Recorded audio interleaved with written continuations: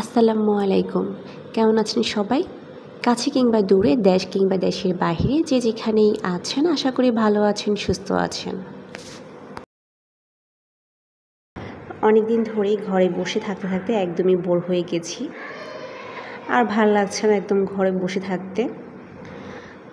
আজকে ফ্রাইডে, তো জেনিসার পাপাও ঘরে আছে। ওকে বললাম যে চলো আমরা একটু বাহির থেকে একটু ঘুরে আসি। আমি একা একা একদমই বের হই না, একা একা ঘোরার অভ্যাসটা আমার একদম নাই। তো যখনই ঘুরতে যাই, জেনিসার পাপা ওর সাথে যাই। দেশ তো স্বাধীন হয়ে গিয়েছে অনেক দিনই হলো, কিন্তু আমার একদমই বের হওয়া হয় না। সেজন্য আজকে একটু বাহিরে একটু ঘুরতে যাব। তো কাজ সব কিছু জলদি করে ফেলেছি, রান্নাবান্না সব কিছু সেরে নিয়েছি। আর দুপুরে আমার খাওয়া দাওয়ার পর একটু ঘুমাইতে হয়। একটু না ঘুমাইলে একদম আমার অস্থির লাগে, শরীরটা খুবই খারাপ লাগে।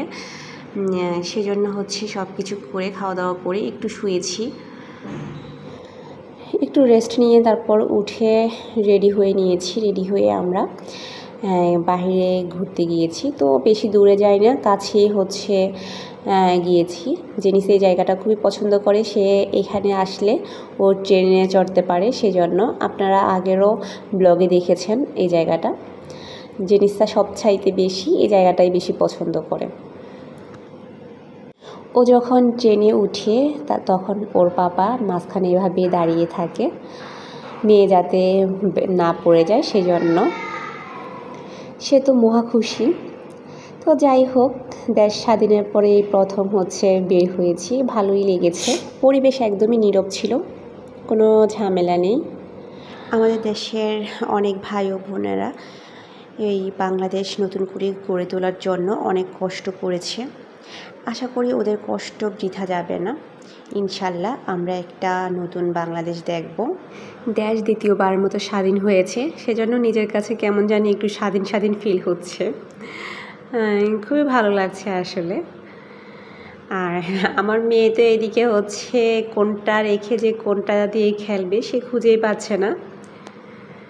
ও একটু অস্থির প্রকৃতির বেবি, ও কোনো কিছুতে আসলে স্থির থাকতে পারে না। মানে একটা দিয়ে যে খেলবে অনেকক্ষণ, ও ওই জিনিসটা করে না।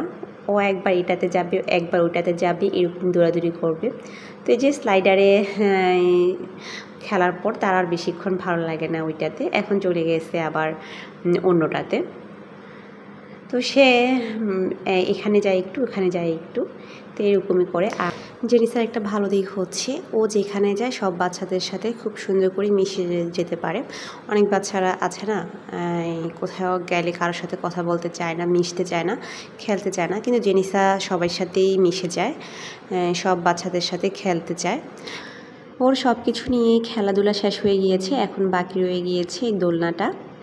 এখন সে দোলনাতে উঠেছে, ওর পাপা ওকে দুলিয়ে দিচ্ছে। সে খুবই আরামসে দুলছে। ওর এরকম আরামে দুলা দেখে আমারও ইচ্ছা করছে একটু দোলনাতে উঠি, একটু উঠিয়ে দুলি।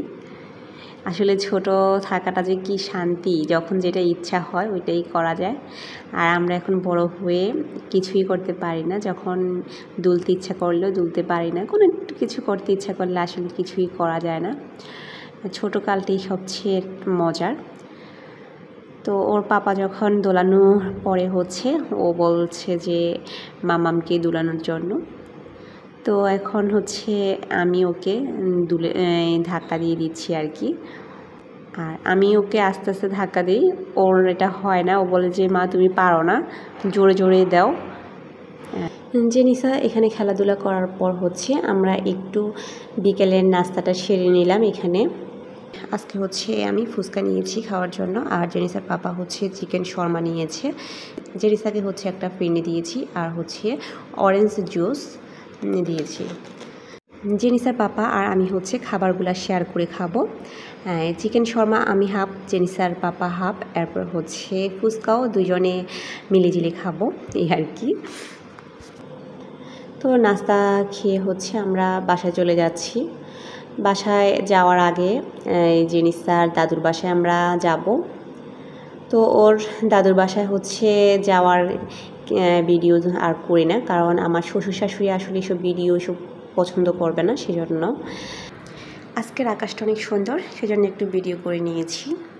তো এই তো আজকের ভিডিওটা এই পর্যন্তই। সবাই ভালো থাকবেন, সুস্থ থাকবেন। আর আমার ভিডিওটা যদি আপনাদের একটু ভালো লেগে থাকে তাহলে অবশ্যই আমার চ্যানেলটা সাবস্ক্রাইব করবেন। আল্লাহ হাফেজ।